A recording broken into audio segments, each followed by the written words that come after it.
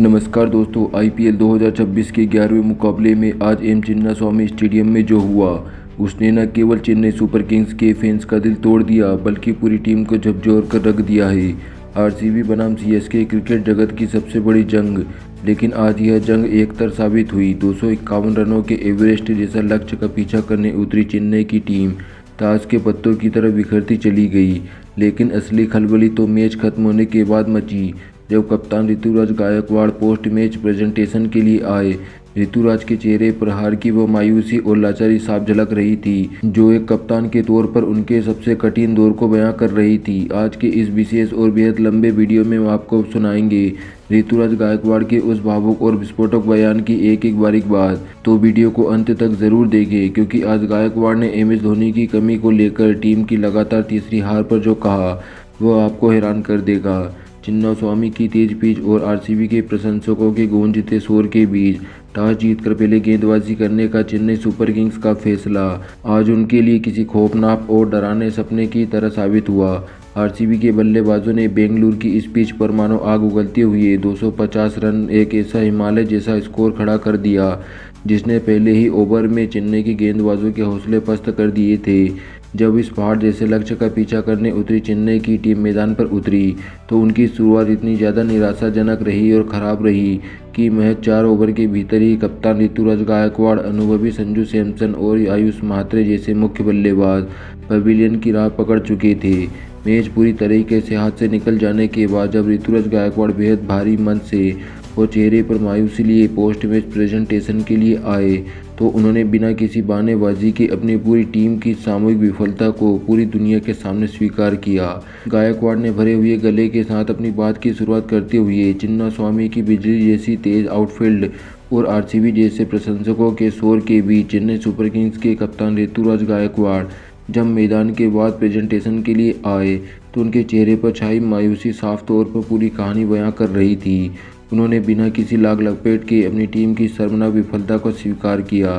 ऋतुराज ने एक टूटे हुए दिल और बेहद भारी मन के साथ अपनी बात की शुरुआत करते हुए कहा, अगर मैं इस वक्त यहाँ खड़े होकर मुस्कुराते हुए यह कहूँ कि मैं ठीक हूँ या सब कुछ नियंत्रण में है, तो यह क्रिकेट जगत और हमारे करोड़ों फैंस के लिए बोला गया सबसे बड़ा और सफ़ेद झूठ होगा।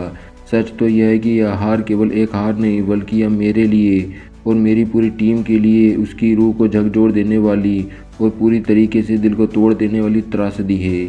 हम सभी इस सच्चाई से वाकिफ़ हैं कि आरसीबी हमारी सबसे पुरानी और सबसे बड़ी प्रतिद्वंदी टीम है, और उनके घरेलू मैदान पर इस तरह बिना लड़े घुटने टेक देना न केवल दुखद है बल्कि एक पेशेवर टीम के तौर पर हमारे लिए वाकई शर्मनाक भी है। इस आईपीएल 2026 के सीजन में हमारी ये लगातार तीसरी हार है, और चेन्नई सुपर किंग्स जैसी 5 बार की चैंपियन टीम के लिए यह स्थिति न केवल असामान्य है बल्कि बहुत ही ज़्यादा निराशाजनक और डरावनी है।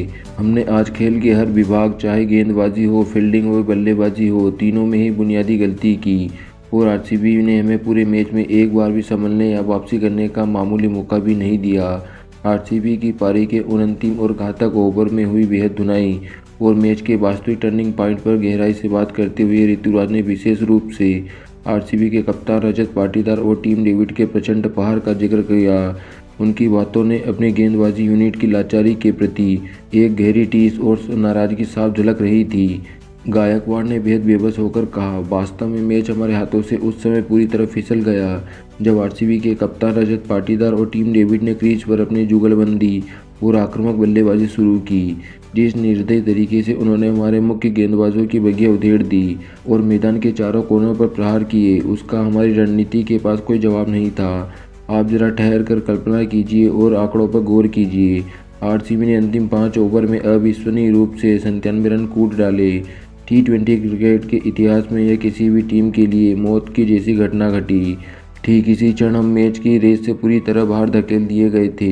हालांकि चिन्नास्वामी की पिच पर 250 रन के विशाल लक्ष्य को डिफेंड करना दुनिया के किसी भी गेंदबाजी आक्रमण के लिए एक हिमालय जैसी चुनौती होती है, लेकिन हमने जिस दिशाहीन तरीके से रन लुटाए और यार्कर की जगह फुलटॉस परोसी वो किसी भी स्तर पर अस्वीकार है। इसके बाद रही कसर हमारी बल्लेबाजी ने पूरी कर दी, जो आज पूरी तरह फ्लॉप साबित हुई।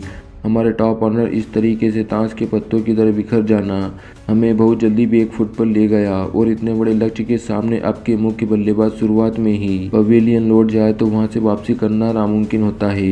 ऋतुराज गायकवाड़ ने इस लंबे और विस्फोटक बयान से स्पष्ट कर दिया कि सीएसके के भीतर आत्ममंथन का दौर नहीं बल्कि कड़े फैसलों का दूर दौर होने वाला है।